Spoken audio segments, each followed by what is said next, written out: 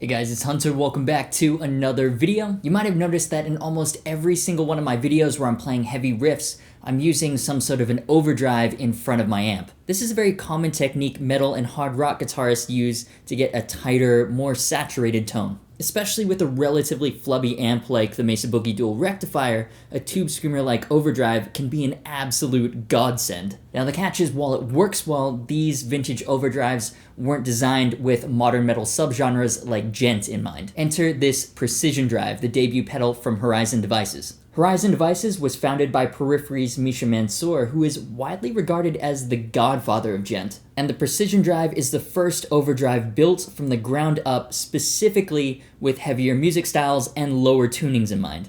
So definitely a cool concept, but is it really the be-all end-all overdrive us metal guitarists have been waiting for? Let's take a closer look.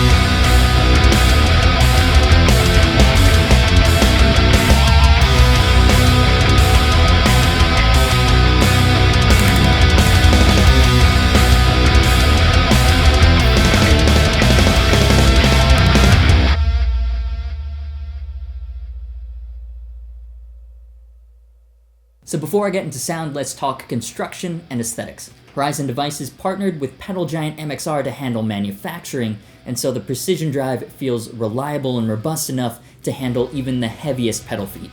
It has a very clean aesthetic theme with a blue and gray sparkle color scheme. The LEDs are very bright, so there's no confusion as to whether the pedal is on or off. The Precision Drive has 5 controls on the front. There are the 3 standard overdrive controls for volume, bright, and drive, which makes it quick and familiar to dial in a bass tone. And there's also an attack knob for additional fine-tuning depending on how responsive you need the attack to be.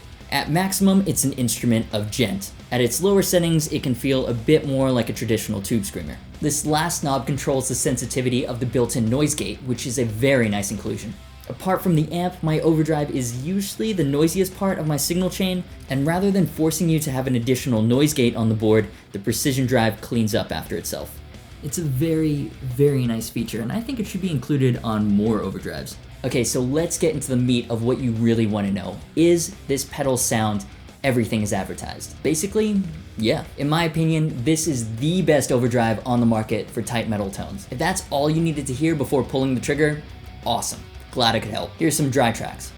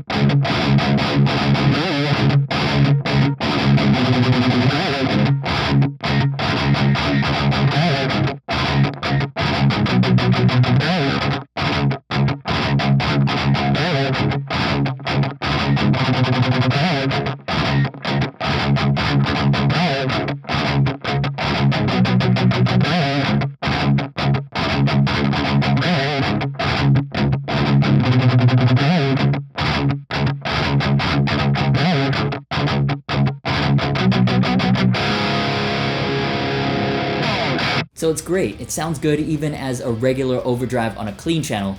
However, there are some things that you might want to be aware of. The reason I've used a TS9 for so long is that it's basically a one-size-fits-all solution.